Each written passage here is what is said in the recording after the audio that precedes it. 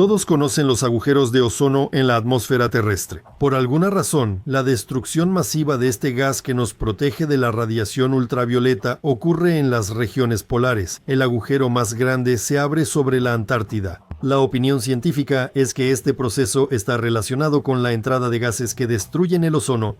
Pero recordemos, ¿qué industrias hay en la Antártida? Ninguna, ni hay vientos que transporten aire desde áreas densamente pobladas de los continentes hasta allá. El científico Vladimir Sivorotkin atribuye las rupturas en la capa de ozono a otras causas. Él cree que el hidrógeno, principal gas en la desgasificación de la Tierra por fallas y montañas, es el responsable de destruir la capa de ozono. No es por los gases de las vacas, ni por el freón en los refrigeradores, sino porque la Tierra genera hidrógeno en grandes cantidades en sus profundidades, superando la actividad humana. Sin embargo, en la Antártida no es el único agujero en la corteza terrestre, también hay un agujero en la magnetosfera de la Tierra. La principal ruptura en esta capa, que nos protege del flujo de radiación del Sol y del espacio, se encuentra en el hemisferio sur, al sur del Atlántico. Esta es la llamada anomalía magnética del Atlántico Sur. ¿Qué sabemos sobre ella? Empecemos con la historia previa. En 2009, un avión Airbus A330 de la compañía Air France, que realizaba el vuelo 444 de Río de Janeiro a París, después de despegar de la capital brasileña, se estrelló 3 horas y 45 minutos después sobre las aguas del Océano Atlántico.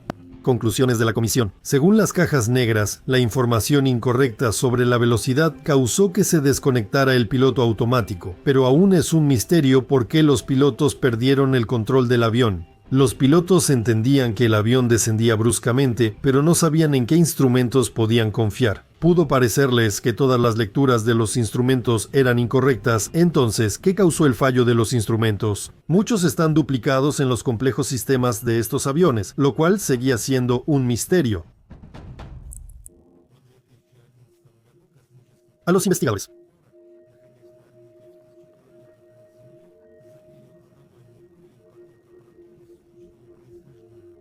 En cierta zona de la Tierra, los protones llegan más cerca de la superficie que en otras partes. Esta zona estaba exactamente donde poco antes se habían realizado las búsquedas del vuelo Air France 447. Mediciones y observaciones adicionales confirmaron que la intensidad del campo magnético aquí es menor que la que se registra en otras partes de nuestro planeta.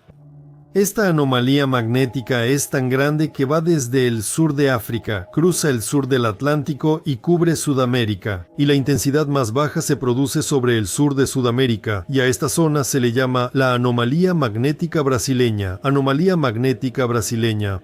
La anomalía abarca casi 8 millones de kilómetros cuadrados. Quedó claro que esta zona es al menos una amenaza para el funcionamiento de los satélites y posiblemente el flujo de radiación también puede afectar el funcionamiento de los instrumentos en los aviones. En los cinturones de Van Allen, el superior está a 1200-1300 kilómetros de altitud y el inferior a 600-700 kilómetros. Pero además de esta zona en la anomalía magnética del Atlántico Sur, aquí el cinturón de radiación desciende hasta una altitud de solo 200 kilómetros sobre la superficie de la Tierra. En esta zona, la intensidad del campo magnético al nivel del mar es igual a la que existe a unos 1000 kilómetros de altitud fuera de la anomalía y se asemeja a una hendidura en el campo magnético terrestre. Resulta que esta anomalía magnética provoca un aumento del fondo de radiación en la órbita, donde también se encuentran las naves espaciales, y afecta el funcionamiento de los satélites. Resulta que oficialmente la órbita de la Estación Espacial Internacional también pasa sobre este territorio, pero al parecer la órbita se corrige constantemente, y en diferentes años las órbitas de la Estación Espacial Internacional tienen diferentes posiciones respecto a la superficie. Por ejemplo, en 2019 y en 2024, la órbita pasaba sobre la Tierra.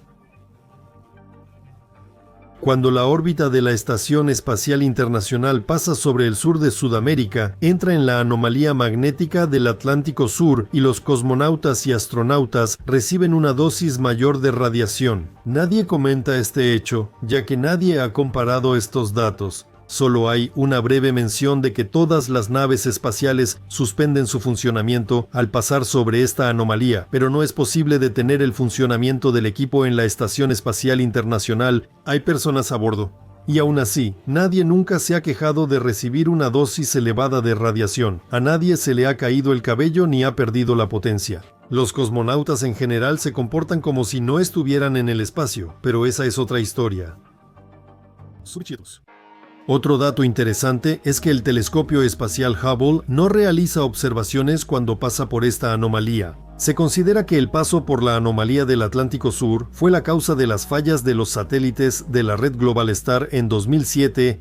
En octubre de 2012, la nave espacial SpaceX, acoplada a la Estación Espacial Internacional, tuvo un problema temporal al pasar por la anomalía. La Administración Nacional de Aeronáutica y del Espacio lo sabe y lo muestra en pantalla. En el Centro de Control de Vuelos en Houston, esa zona está marcada en el mapa. Entonces, ¿cuáles son las causas de la aparición de este agujero magnético? Hay información sobre las mediciones realizadas por investigadores y embarcaciones marítimas en todo el mundo. Descubrieron que en los últimos 150 años, la intensidad del campo magnético ha disminuido en un 10%. Definitivamente, algo está sucediendo con la dínamo terrestre. Si esta tendencia continúa, el campo magnético necesitará 1500 años para desaparecer por completo. Esto explica que las auroras boreales durante tormentas magnéticas se observen en latitudes medias o más al sur y que ya no sean solo polares actualmente.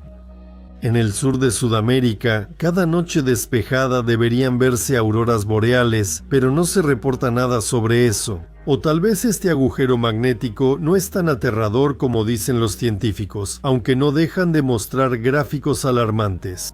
El tamaño de la anomalía sigue creciendo y su área está derivando hacia el oeste. Se considera que la velocidad de deriva es cercana a la diferencia en la rotación del núcleo de la Tierra y la superficie, que se estima entre 0.3 y 0.5 grados por año.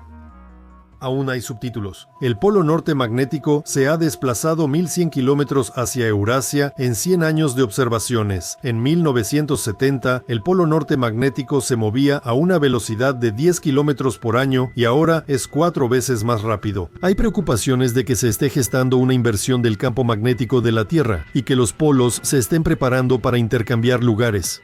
Los científicos afirman que esto ocurre cada 100 o 200.000 años. Se considera que la última inversión ocurrió hace 780.000 años. Esta es la inversión de Brunés-Matuyama, y la siguiente ya se acerca y está muy retrasada. Según investigadores modernos, cada 100 años ocurrían procesos catastróficos, diluvios, cambios de polos, caídas de temperatura, enfriamientos globales y más diluvios en una cadena continua de desastres. Si aceptamos que todos fueron causados por el hombre, entonces 200 años de relativa tranquilidad indican que la transformación de la civilización terminó, y en tales reinicios globales ya no hay necesidad, o al menos por ahora.